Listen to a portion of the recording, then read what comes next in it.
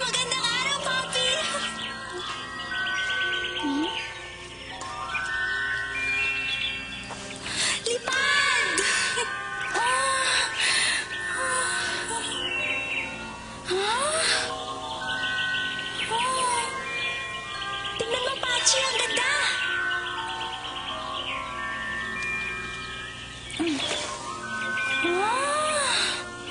Parang napakalawak na banig. Malang taliti! Ang saya mo pagulong-gulong! At ang gaganda ng mga bulaklak!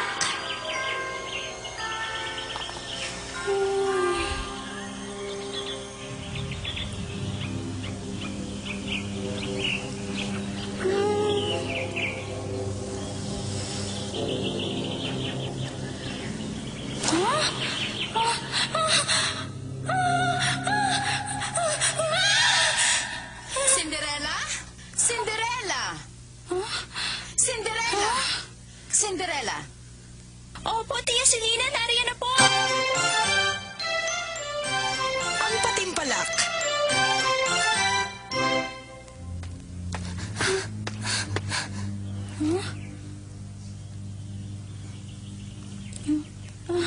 Magandang araw po sa inyo, Tia Selena. Bakit ngayon ka lang, Cinderella? Nalalaman mo ba kung anong oras na? Hindi ba't sinabi ko sa'yo kahapon na gumising ka ng maaga dahil ngayon ang araw ng patimpalak? Kailangan mong tulungan sina Katrina at Ching pero napili mo pang matulog. Patatawarin kita ngayon. Sige, kilos na. Napakatamad mo. Hindi na po mauulit, Tia Selena. Kawawang bata. Pinagmamalupitan siya ng kanyang tiya. Masakit ang mga tinatanggap niyang salita sa kaunting pagkakamali. Hindi naman talaga sila dapat paglingkuran ni Cinderella. Mabuti na lang at mabait ang bata.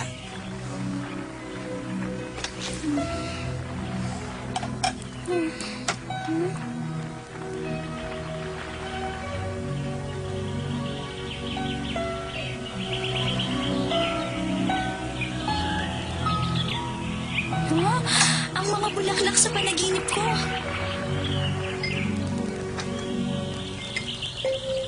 Sige, kumain kayo na kumain.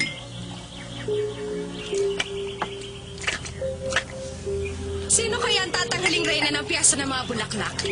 Bakit? Hindi mo pa ba alam? Alam ko na, ngunit hindi pa rin ako makapaniwala. Ha? Dapat siguro alam ko na sasabihin ko mamaya. At bakit kailangan ka naman magtalumpati para sa akin? Bakit? Akala ko ba alam mong ako ang magwawagi mamaya? Maganda ka ba? Huwag na kayong magbangayan. Pareho kayo maganda, ngunit isa lang ang maaaring magwagi. May tiwala naman ako sa inyo. Hindi nila kayo malalamangan kahit sako pa ang isuot nyo. Ang mahalaga, isa sa amin ang magwawagi.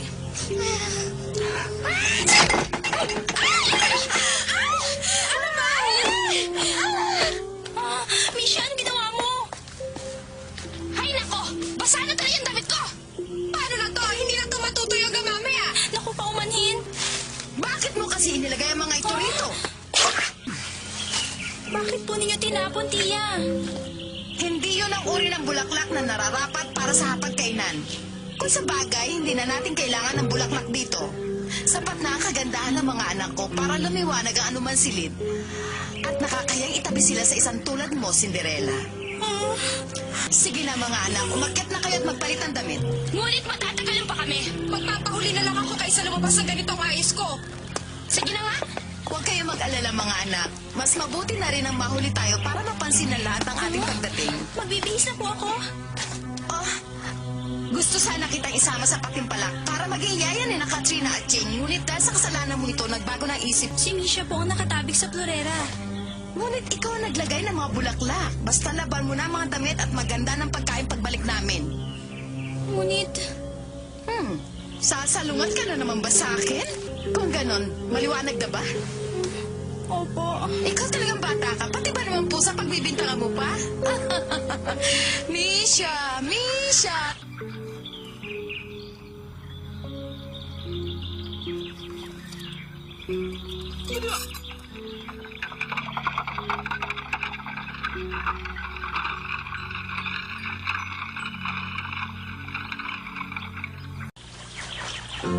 Nalaginip kang lumipad ka ka sa isang parang ng bulaklak.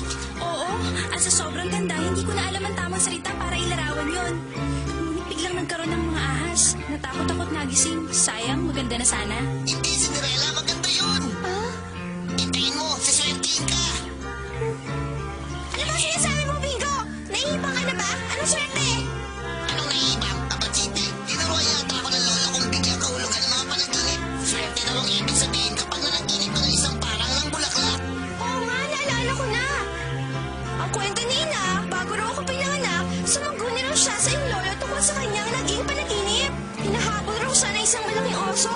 Sabi ng iyong lolo, ibig daw sabihin magkakaroon siya ng isang napakagandang buwit. At ako ang naging buwit na yun. Kung ganoon, tama ka, Bingo. Suswertehin nga si Cinderella. Nasabi ko rin ba nagkakamali si lolo? Anong ibig mo sabihin? Kahit wala. Pinalalabas mo bang pangit ako? Sabi mo yan. Humunta ka! Ay, naku, nagtalo na naman ang dalawa. Sandali, Cinderella. Kung totoo ang sinasabi ni Bingo tungkol sa iyong panaginip, hindi kaya dapat pumunta ka sa piyesta? Malay mo, naroon ang swerte mo. Gusto ko sana, pero sabi ng tiya, maiwan na lang ako.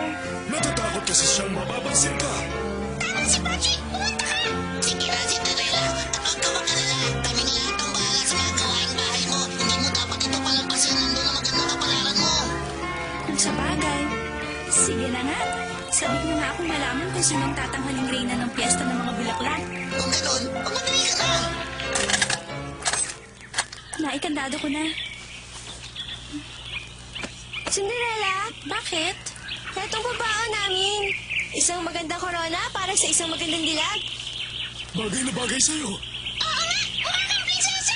Tama sila. Kung kasali ka sa patimpalak, sigurado kung sa'yo na ang korona. Salamat sa pambobola, Bingo. Ngunit sapat na sa akin ang mapanood sina Katrina at Jane. Ang mahalaga, hindi nila ako dapat mahuling pumunta roon. Hindi kita binibiro. Tingnan mo, Bingo. Wala na tuloy naniniwala sa sinasabi mo. Sige, paalam sa inyo.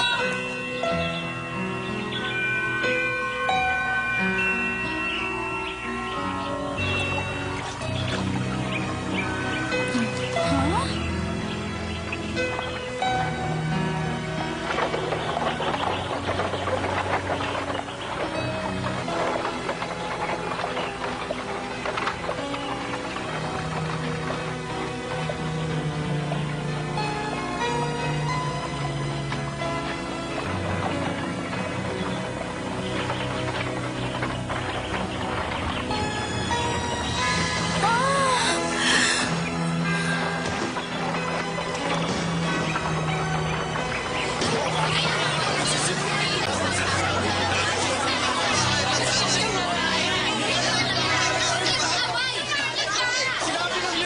Bilisan ninyo ang pag-aayos. Huli na sa oras ang simula ng patimpalak dahil sa inyong dalawa. Mama, ano po sa palagay niyo? Dapat po ba mas mapula ang labi ko? Hindi, tama na yan. At huwag masyadong makapal ang pulbos. Magaganda na kayo kahit konti lang ang ilagay ninyo. Mama, hindi ko pumapantay ang kilay ko. Nanginginig na po mga kamay ko. Akin na at huwag kang kabahan. Humiyak ka na malalim. Heto po mga bulaklak kapalit ng pagsakay ko. Maraming salamat po!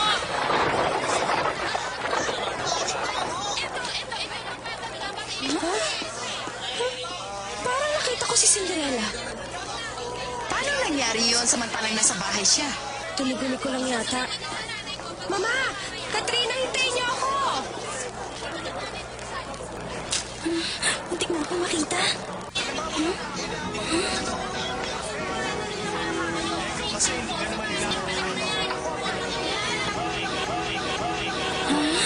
saya naman dito.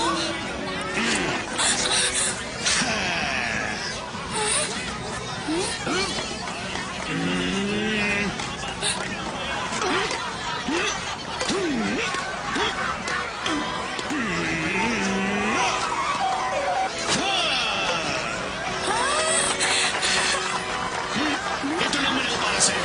Totoo po, Ginoo.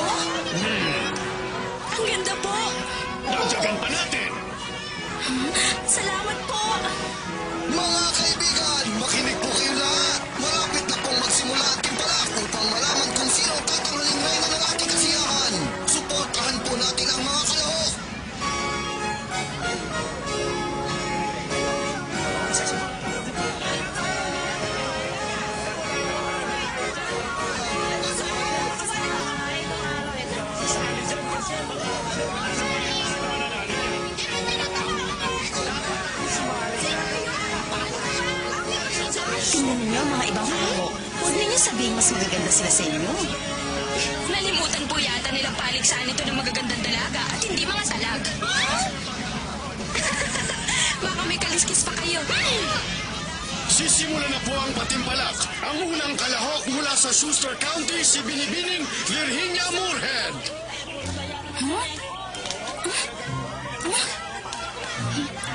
Naku, ang gaganda nila. Sino kaya sa kanilang tatakaling reyna? Hindi ako makapili.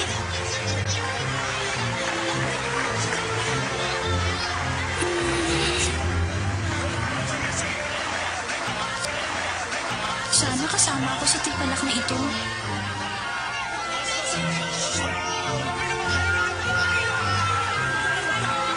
Narito po kaya ang hari? Oo, ngunit sinasabing dumadali siya sa mga ganitong kasiyahan nang nakabalat kayo.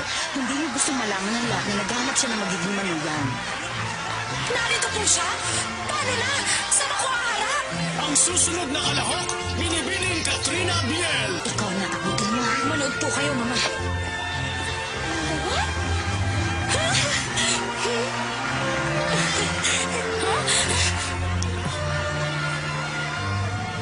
At si Binibining Jane Biel.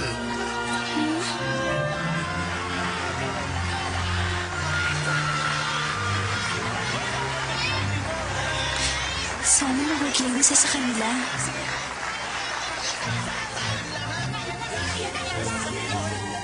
Mahihirapan yata akong pumili ng kalahok natin ngayon, Ton.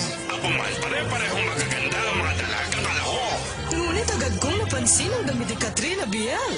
Mga kaibigang hurado, hindi ito pagandahan ng damit at sapatos. Kailangan nating tingnan ang kanilang tindig. Hindi ba't maganda rin naman ang tindig ni Katrina? Mas maganda si Virginia. Ano ba sila, bulag?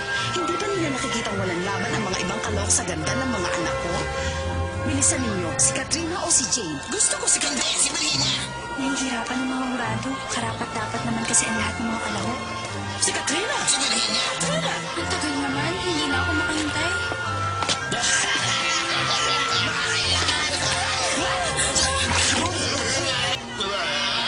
Paumanhin po!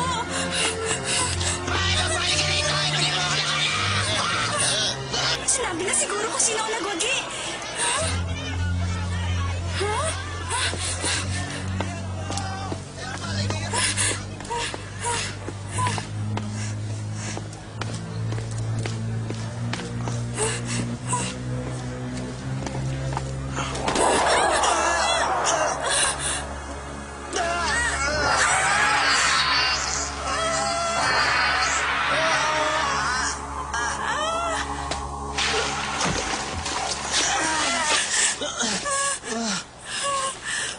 Paumanhin! Pierre? Pierre! Nasaan na ba ang lalaking yon? Pierre! Ang dumi ko na tuloy. Ah?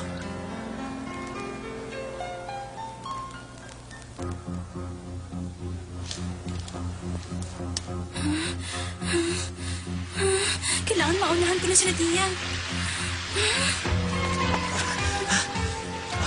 Nariya ka lang pala! Sandali! Bumalik ka! Marahil galit siya sa akin dahil labong ko sa kanina. Humingi naman ako ng paumanhin. Bini-bini! Sandali lang! Huwag kang tumakbo!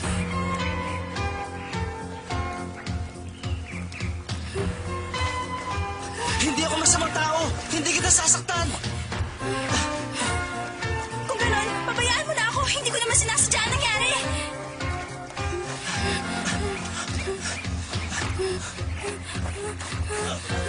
Sandali lang! Bitiwan mo ako. Hindi mo ba narinig ang sinabi ko kanina? Paumanhin, ngunit nagmamadali ako. Hindi ba sa'yo ang mga ito? Huwag mo sabihin hinabol mo lang ako dahil sa mga bulaklak na yan. At saka ito? Ang susi nito. Nahulog mo yata. Oo nga. Kung ganun sa'yo nga ito. Ayan. Bakit hindi mo sinabi sa akin? Tumakbo pa tayo. Napagod ka lang. Hiningal kasi ako. Ngayon lang ako nagabol sa isang babae. Ang bilis mo palang tumakbo.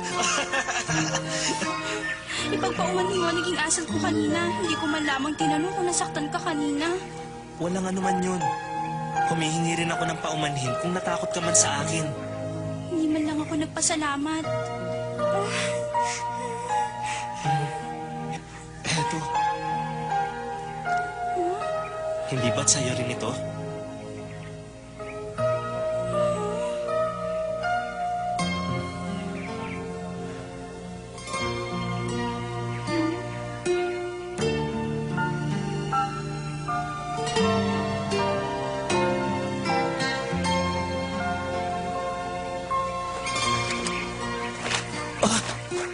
Sandali! Anong pangalan mo?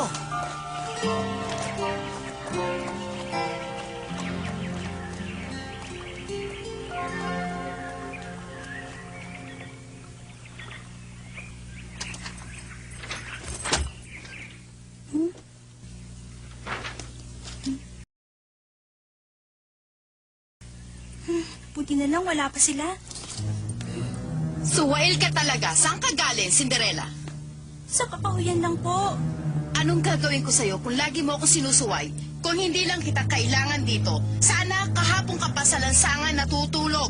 Paumanhin po, hindi na po mauulit. Huwag niyo po siyang palayasin. Mahirap ang walang katulong. Siya nga po pala, sino po ang nagwagi sa inyo sa pating palak? Kayo po magsabi, Mama. Hindi ko alam kung bakit, ngunit isang Virginia Moorhead ang nagwagi. Kailangan yata ng salamin ng mga huradong yun. Cinderella!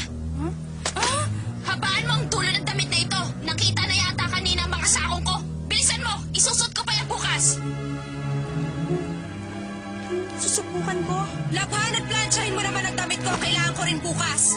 At pagkatapos, linisan mo ang chimenea, ayusin ang mga gamit sa silong at pakintabi ng sahig. Opo, Tia Selena. Hindi lang yon. Linisin mo rin ang mga pintana, labhan ang mga kurtina at suklayan si Misha. Gusto kong matapos mo ang lahat ngayong gabi. May tiwala naman ako sa'yo pagdating sa gawaing bahay.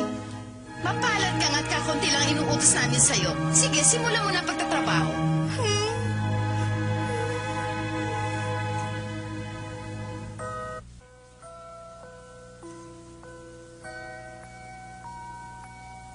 Pagod ka na siguro. Mainit ang ulo nila dahil hindi sila nadalo. Kasalanan namin. Kung pinigil lang sana namin sila sa daan kanina.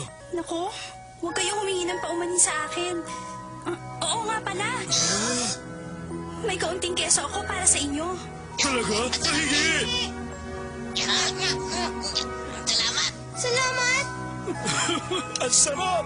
Mabutit na ibigan ninyo. Cinderella, maaari mo ba ikwento sa amin ang nangyari kanina? Nalaman kong hindi pala totoo ang hula ni Bingo sa akin. Nakita mo?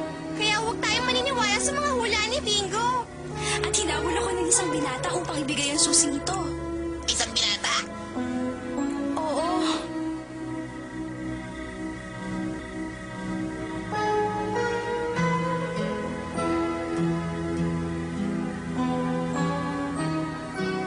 Ngunit, hindi ko nakilala. Siya pala ang dahilan kung bakit ka nahuli kanina. Ganun na nga. Ngunit walang anuman yun. Wala siyang kasalanan. Ang hula ko naman Tama yan. ka na nga, Bingo. Cinderella, maaaring magulo ang nangyayari sa'yo ngayon. Ngunit yun ang swerteng sinabi ni Bingo.